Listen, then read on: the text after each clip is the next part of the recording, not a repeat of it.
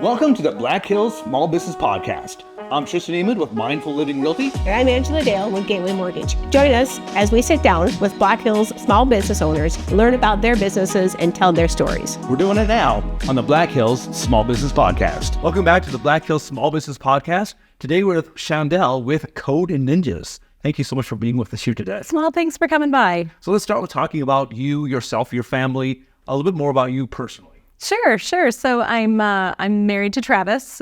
We've been married for almost 26 years, and we have 5 kids. And that's our passion is children and their lives and everything about that.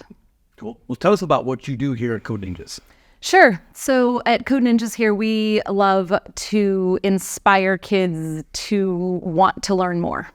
We want them to be, kids that are striving for problem solving and critical thinking. And yes, we do use video games. We use computer games, and that's how we help them to gain those skills. And so they're building games. They are, coding them, and the concepts that are learned, have a wide variety of things that they can go do with those skills. So anyway, that's really that's the simple basic little bit is that they build computer games here. They learn computer concepts and coding concepts, and that we believe are skills that they're going to need for forever, for in whatever line of work or whatever they may want to do later in life.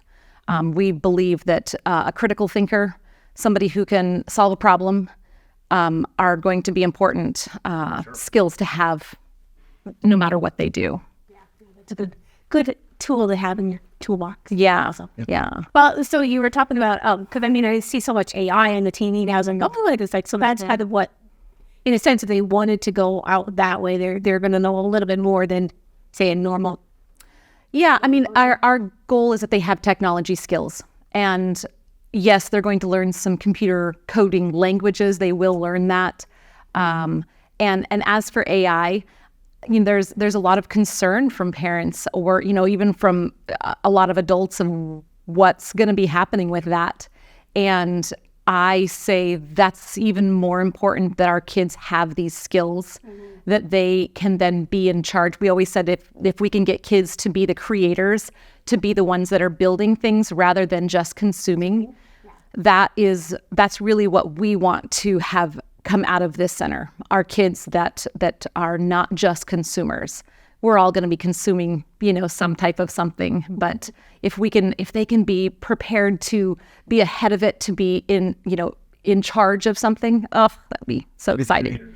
Exactly. Yeah. Yes. No, and obviously with my video stuff here, I do a lot of stuff on the internet. Yes. So I have learned in my years, I've done a lot of study, but I did some HTML. Absolutely. And I did a little bit of CSS, enough to stick at. Yeah. So, what can you explain give us an idea of what kind of coding you're teaching kids, and maybe a brief explanation of what that coding is? Right. Yeah. Well, that's that. Let me preface that with saying I'm not the one that knows the languages. I don't.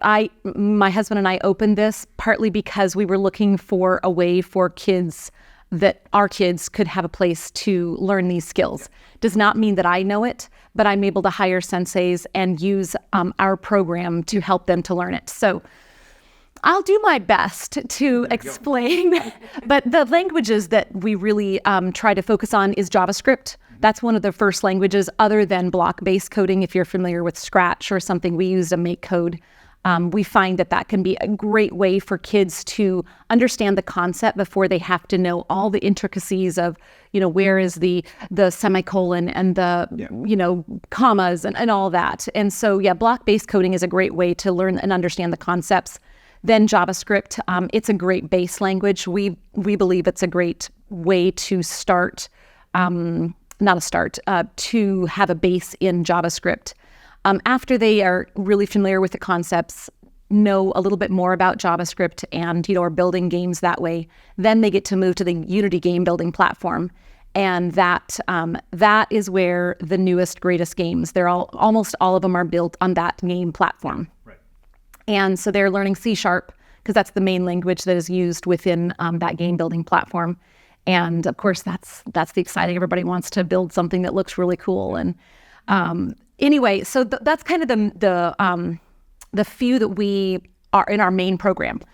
In addition, we have summer camps that use Python. We do some HTML, CSS. We try to touch on a lot of different technology subjects, not just the languages, because we want more than just them to know code. We want them to have technology skills. So it's all a process, and once you understand the logic, it's not as hard to go from language to language. Exactly. If they understand the concept and the logic of why number one needs to happen, number two needs to happen, and what needs to happen in each order. The computer is thinking. Exactly. Yes. Picking up the little intricacies, little bits that are different between languages. Which, Python is a really popular one these days. A lot of parents want to know why we're not starting with that. But we really, believe that JavaScript is a great place for the kids to start for their first language. You got to add before you multiply. Usually. I mean, there's no rule there. I would never, ever make it a rule. But So because, again, I'm glossing over. But so the JavaScript, how everything has changed. Is JavaScript kind of like when we first started getting computers? That was like the basic. No. You don't have to go on it further. I was going to say, because it must evolve. Like say with Python. There's all kinds of new languages that are coming out, all the time. They are. I mean, there's Swift, and I mean, there's many out there. But like you said, once you understand the logic behind getting the computer to do what is in your brain, getting it from here to the computer to do what you're asking. There's the if this, then that. There's a logic of, what needs to come first, what needs to happen, what needs to simultaneously pair program at the same time. I mean, once they get that, then the sky's the limit, and they can, build with not any language, but they'll pick it up. Right, let's say it's easier. You can go off that basic language. So how young do you start these? Well, that's a good question. So I say JavaScript is where we start. Well, yes, that is for our Create program, but we actually have a junior program for even younger kids because we think it's a great place for them to come and start getting those skills. And so we have some kids as young as 5 and 6 that come. Now, they're not doing JavaScript. We don't expect a 5-year-old. There may be some that could, but most are going to be better at again, the building, the creating, understand what needs to come first, knowing those concepts. The younger they learn those basic concepts without having to, again, add in the very, very detailed parts of code, those little details, they've got that. They can, they just, layer it all out and it makes sense to them. So for our junior program, they're able to, build with blocks. We use magnets. We use, robots. We use all kinds of different things for them to gain.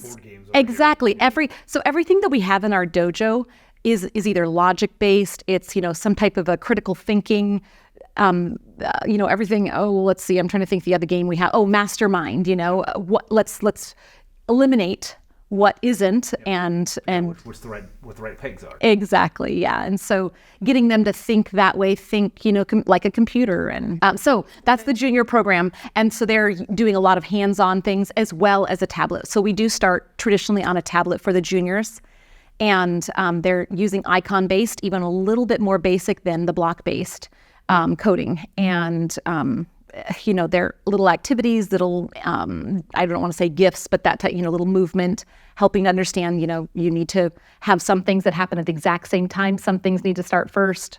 Is it going to happen after something else happens? And so anyway, little animals dancing on the screen. And it's a great place for them to start and learn those concepts, because that will take them right into our Create program, which then they will get to go to JavaScript.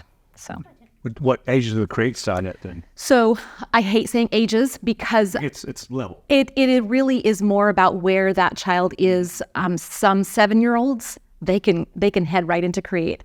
Other need to wait till they're 8 or 9 or something. It really is dependent on where they're at, and it's not about smart or not smart. it's just really where they're at, just like every other part of education. Some kids, read at 5, some wait a little bit longer. And we're okay with that. There's so many skills that can be gained and practiced and learned that don't involve an age. I mean, I still have to learn a lot that they're way ahead of me on. Sure. I just blows my mind that a 7-year-old can still code. It's incredible to see. It is. It's a beautiful thing. Kid's mind. It's like, what oh, yeah. Yeah, it's incredible. Yeah, it's a lot of fun. Do you kick them out when they're 18? Or no, like, I hire them. Like, I want to come. I hire them. You can come here, but you got to help. Yeah. No, it's a really an awesome part to see their development and their growth. Whether they sort of started with us at 7 or at 12 or whatever. And, we have some kids that have actually completed our program and have gone on and have gotten a job before they even graduated from high school, literally before they graduated from high school, a coding job, a couple of those. And that's yeah, it is. And I mean, they're able, in their eyes, they're still going to continue their education, but they're going to have an income and a resume builder. Yeah. It's pretty cool. So you kind of talked a little bit about it, but let's go into more detail. Tell us your story about sure. Yeah. Why did you decide, okay, let's do the Code Ninja thing? Yeah.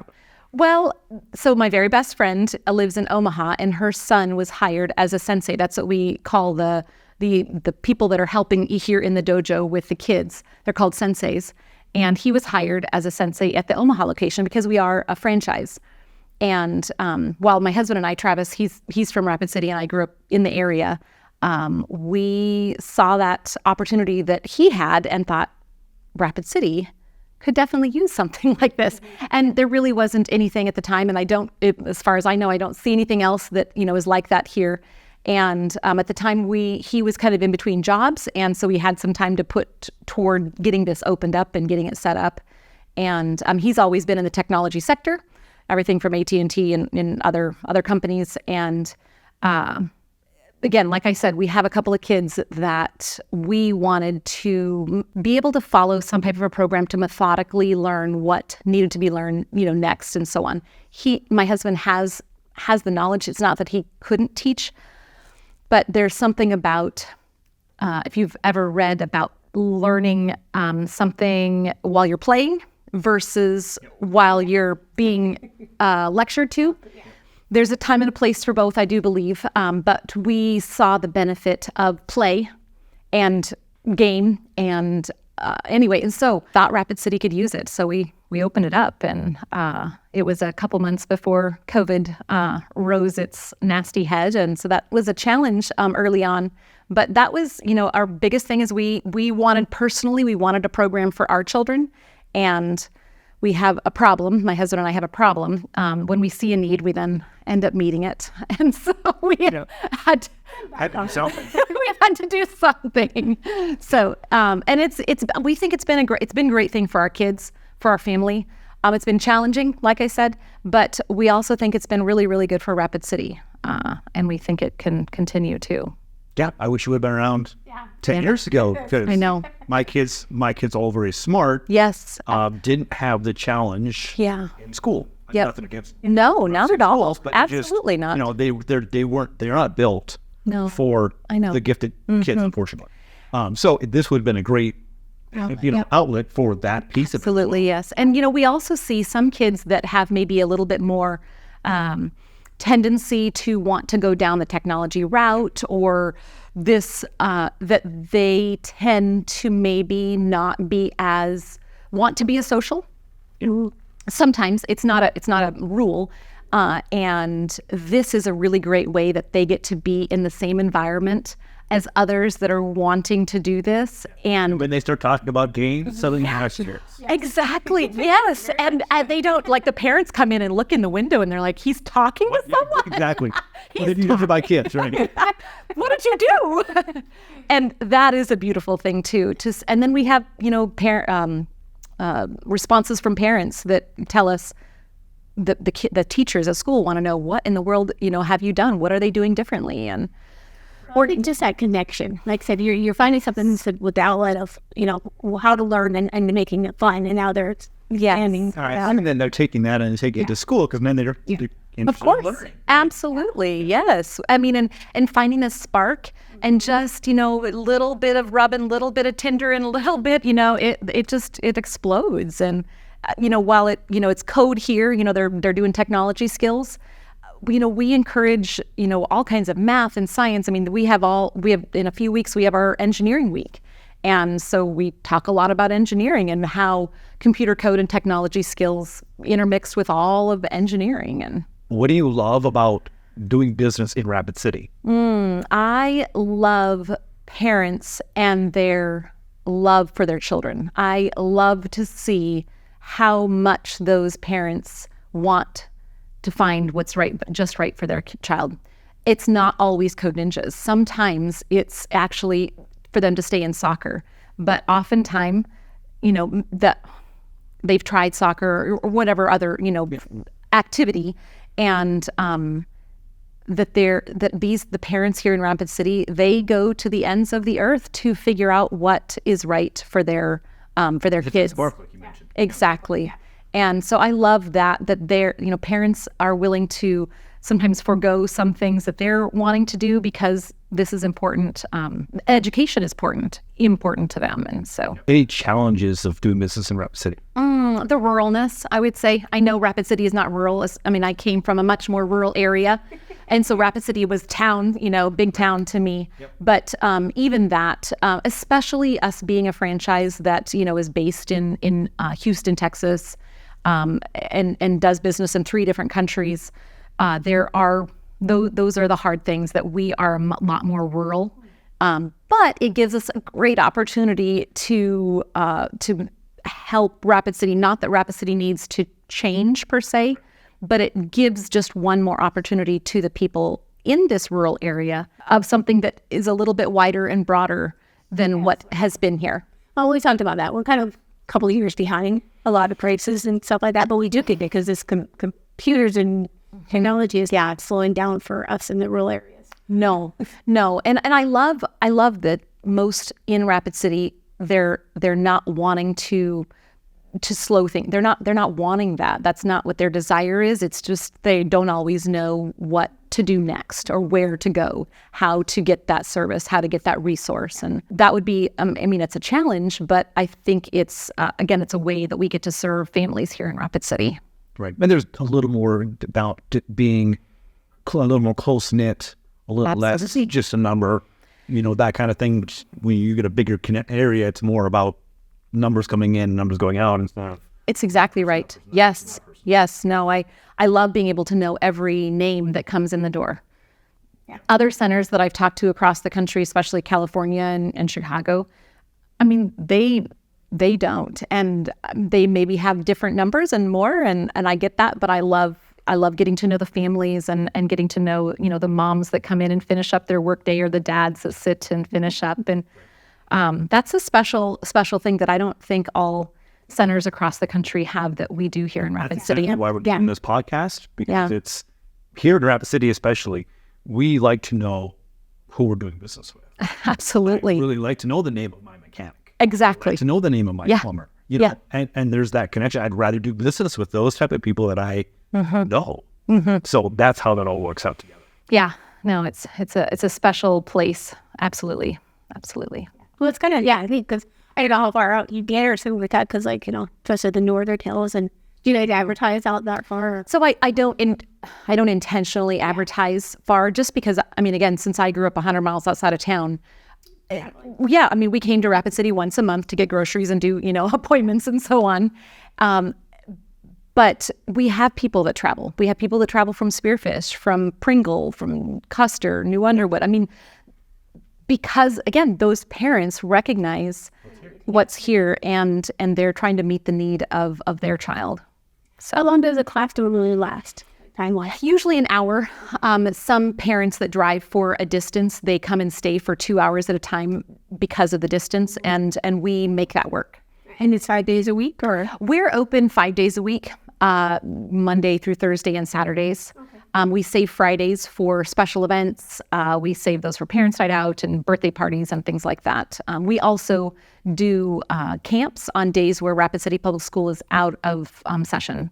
Martin Luther King Day and this coming up President's Day, we'll have a day off. And so we'll have a topical camp. This next one will be Lego robotic, and kids that are not in school or homeschooled or alternative school in whatever way, they can come for the day, and we get to build and play and create all day long. It's a great day. I love it. I have Minecraft days, right? We have Minecraft camps. Yes, absolutely. Yes. Okay, Tristan will be here. So like the creepy guy outside going, And I play too. yeah. Am I too old? Yes. So yes, we try to serve the parents for the time too. Right now, we're open, after school for a couple of hours each day, and then Saturdays for those that maybe have busy after school. Anything else that you want to mention that we haven't talked about? Code Ninjas is a place, and I can say this for across the franchise. It's a place where kids are number one. Parents are the ones, yes, we know, that are having to, do the trekking of getting them here. But once they're here, the focus is on individualized and personalized service, care, consideration, no matter what their ability is. We take into account every single child and what their needs are. And especially here, we like to personalize what they need. Well, thank you so much for being here with us and telling us about your wonderful place. I'm sure it'll be helpful to everybody listening. Well, thank you for having me. I appreciate it. All right. We'll see you all next time in the Black Hills Small Business Podcast. I hope you enjoyed that story as much as we did. We'll put all the contact information of every business in the show notes or the description below. Be sure to check them out and support our local small businesses.